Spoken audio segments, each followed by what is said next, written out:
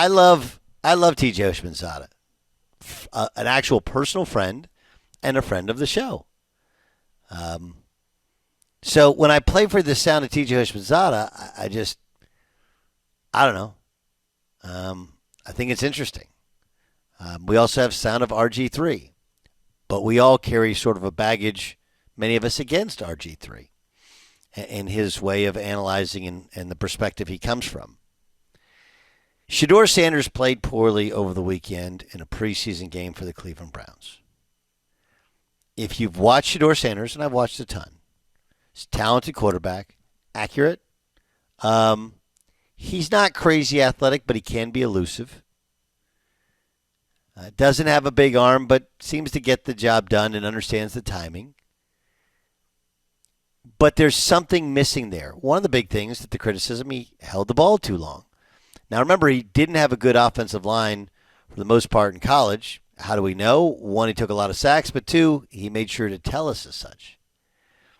I don't profess to be a quarterback guru. I've seen all the highlights. I've seen every play he played, and in no way did he play well. He accumulated 5 sacks, and the main reason for the most part was he held the ball. And he probably held the ball because he didn't see it. Might have been confused. He's just a rookie. It's not the end of the world. But if you factor in all of these things, didn't play well in 2 of the outings, right? He didn't play well in this outing. There's always been concerns about him holding the football too long. And if you're holding it too long, are you holding it too long to make the hero play, or are you holding it too long because you're not seeing it and identifying it and getting rid of the football? And then you factor in what everyone in the league said about his attitude in preparing for the draft. While he has said some things which there's an appearance of some humbling, let's not act like he's been humbled. He shows up with his little mini entourage, people filming him everywhere. And then you factor in that if you don't play him the right amount of snaps with the right surrounding personnel, well, now you're trying to undercut his chances of making the team. Where do I sign up for this dream scenario in which I get Shedeur Sanders and I get all this baggage for a guy who, though talented, not the perfect player? Tom Telesco is going to join us later on the show. I'll never forget a conversation he and I had. They needed a backup quarterback with the Chargers, and I was like, I'm going to ask. This is in the early Kaepernick out of the NFL years, and his response was, I'd never forget, I'd be a hero if I signed him. But you become powerless towards releasing him if he's not good enough, or he's not a good backup quarterback and doesn't want to be a backup quarterback. At the time, they had Phillip Rivers. So I'm going to pass.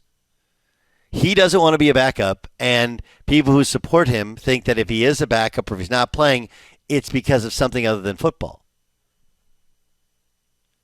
You tell me which part of this dream everyone else in the NFL wants to sign up for. Here's TJ Houshmandzadeh on Shannon Sharpe Show. Why do you think the Browns played it the way they did, and Shedor's performance today? From my assessment, y'all, they don't want a controversy. That's how they don't want to because we know what Flacco can do. Why does Flacco start in the game? We know what he can do. He led y'all to the playoffs the last time y'all let him play. So if you're trying to figure out who you gonna play in case Flacco gets hurt, Dylan Gabriel or Shador, you let them split the game. Tyler Huntley's getting cut tomorrow. Yeah. You let them battle it out. And so to me, it was like, wow, you put him in with guys that's gonna be on the street tomorrow. They all getting cut, Shannon. Everybody Shedeur play with. They getting cut tomorrow or Monday. And so you didn't get this man a fighting chance to compete. He went into a gunfight with 2 knives. He gonna lose that every time. Okay.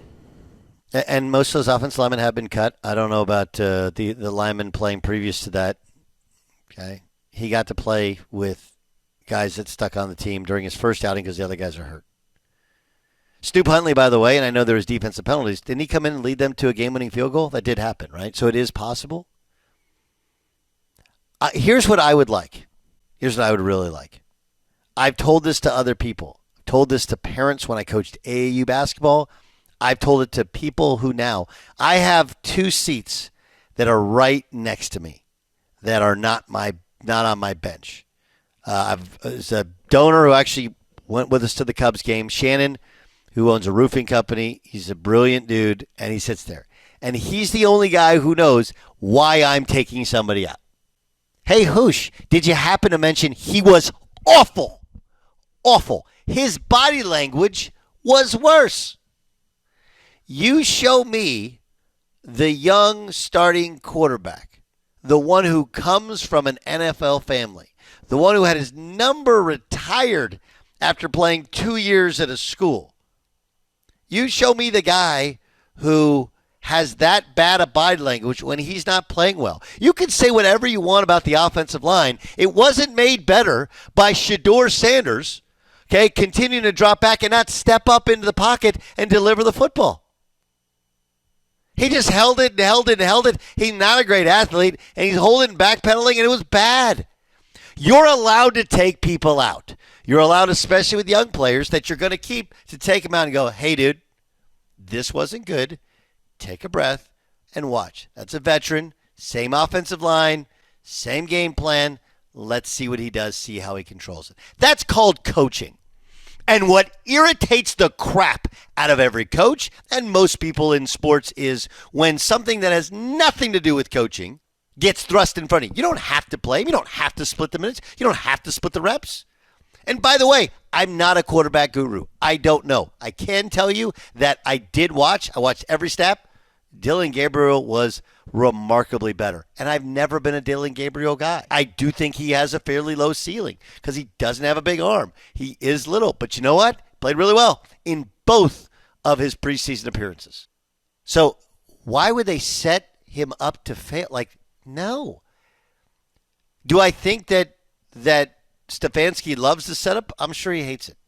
I'm sure it's like the rest of us. We roll our eyes and it's ridiculous. And you have these sycophants. How do we get to this place where Shedeur Sanders is now Colin Kaepernick? I don't know.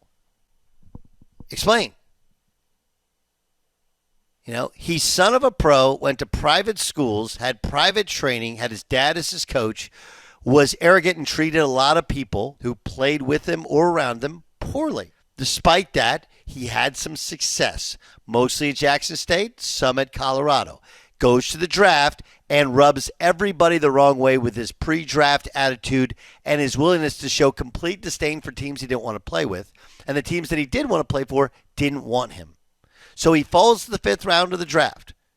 You're in the National Football League, also known as NFL, not for long. And there's modest change at times in his persona. Then he plays poorly. Right? Again, all you have to ask Shannon Sharpe, and again, Shannon, just ask him, did he play well? Forget about the players around him. Did he play well? And if he says he didn't have a chance, that's fine. I've watched those videos of those sacks. He stepped back instead of up into the pocket. He could take a knee. He could dirt a ball. He could throw to his hot. He chose not to do so. Like, stop making it about something it's not that it's about. Here's Kevin Stefanski when asked about that after the game. Obviously, I don't concern myself with outside type of things, but, I'm committed to his development, just like all of our rookies. So we'll continue to focus on getting our guys better, and that's what we'll stay committed to, and that's what's important to me. I think you cut him. You cut him. Unless the owner says you cannot do it, and I know they haven't done it yet, I think and the fact that they haven't cut him, by the way, is the greatest sign of their actual belief in him as a player. Because if I'm coaching there and you're like, okay, he's at best my third best quarterback right now. Okay. So I'm going to get pressure from fanboys that don't watch or care or whatever I'll get some social media pressure. I'll get some media pressure to talk about him, to play him, to whatever, when he's at best third on the depth chart. Okay? Best third on the depth chart. And if you do play him, now you can't really ever replace him. Think about it. You put him in there, and he played like crap. And the takeaway for some people is, you made him play like crap. Imagine if he goes into an actual Browns game. If he plays well, people will go crazy. If he plays poorly, people will go crazy. But they're not going to blame him. I don't know how we got there. I don't. I don't understand. Like, if it was about race, then why'd they just cut Snoop Huntley? Like, nobody mentioned Snoop Huntley's black, by the way.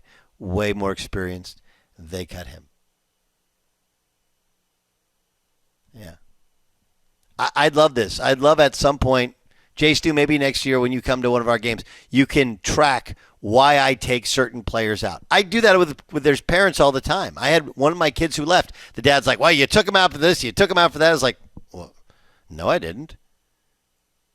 No, I didn't. You took him out every mistake? Like, no. Mm-mm.